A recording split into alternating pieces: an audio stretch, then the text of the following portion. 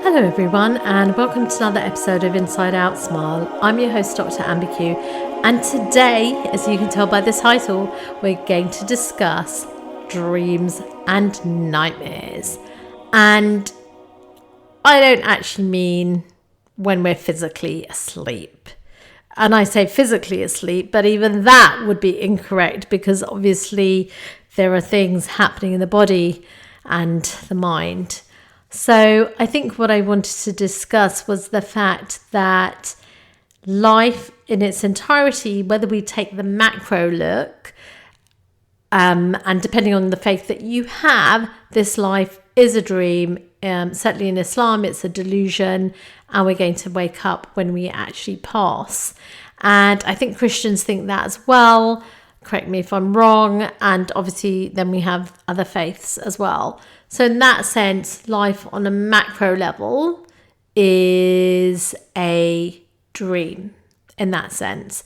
Now, of course, if we look at more of sort of not getting down to the micro level, but if we kind of come a little bit sort of further in, we know that globally there is so much inequity. So some people, of course, are, experiencing genocide and they are being starved. They're not starving, they are being starved. So, and of course, I'm speaking about Gaza, but of course things are happening people are starving or being starved in Sudan as well. So there is a lot going on in the world and just various slums, etc. Let's not go into the reasons of that, but the point is some people live truly nightmarish lives, and in I guess the physical sense, they may have close family ties, but obviously nothing to eat, so they lose loved ones, etc. And then obviously we have on the other side people who live in comfort, and again, it may appear that they live in comfort because they have enough food to eat, they seem to have a charmed life. And I'm not even speaking about just, because if you look at the West, yes, people have food to eat, but actually not everyone does. But then the point is you've got some people who live sort of a sort of well-heeled life where they can choose what they eat, so they can pick healthy options, but other people can't pick healthy options, and in fact what they consume is not actually food. And so it's so interesting, isn't it, looking at that level and how people live. And then of course we look at the micro level, and somebody could be a billionaire or wealthy, but they're still having problems. I read an article the other day about people in London and on six-figure incomes and barely getting by, for example, because maybe it's their lifestyle or just, payments that they have to make on schools and mortgages, etc. And obviously that's the standard of living. But the point is that some people that appear to have dream lives don't. And then, of course, you have people on social media pretending, taking one moment in time and pretending their lives are perfect, creating falsity and, comparison sort of issues for others.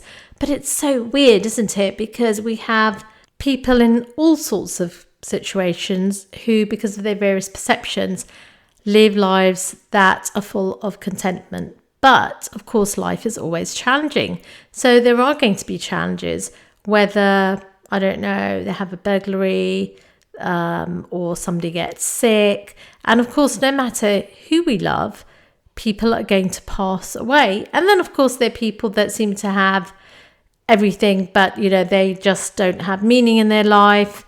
They're lonely, they're unhappy.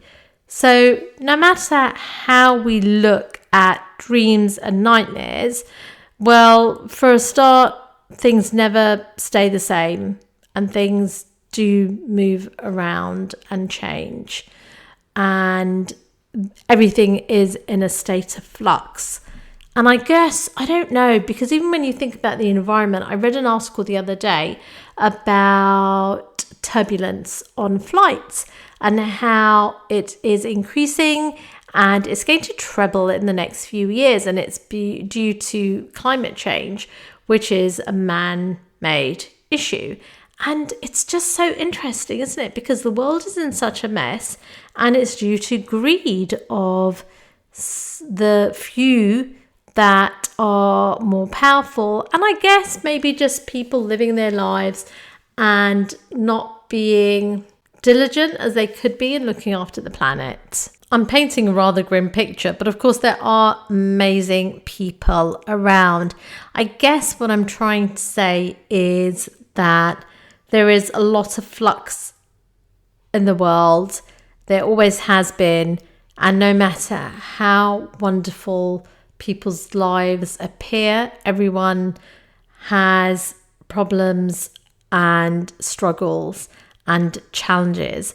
And I think really the fact is, as we read about, there was the actor, wasn't there, that died recently through drowning, the chap who was Theo in The Cosby Show and also appeared in other things.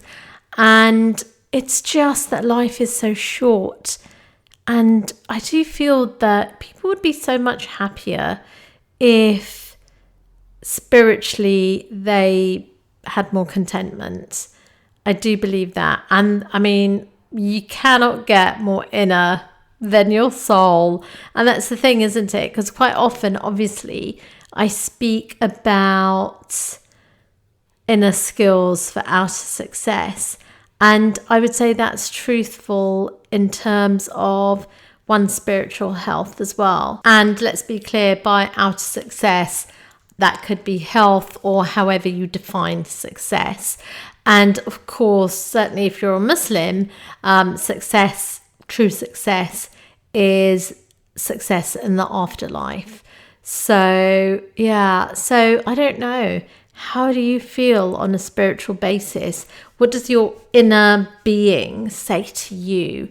Do you feel contentment? Do you feel at peace? Because that is really what it's all about.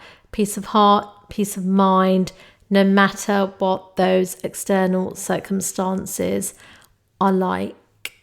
So, something to ponder about. Until the next episode, let's not just create connection and change lives, but let's save lives.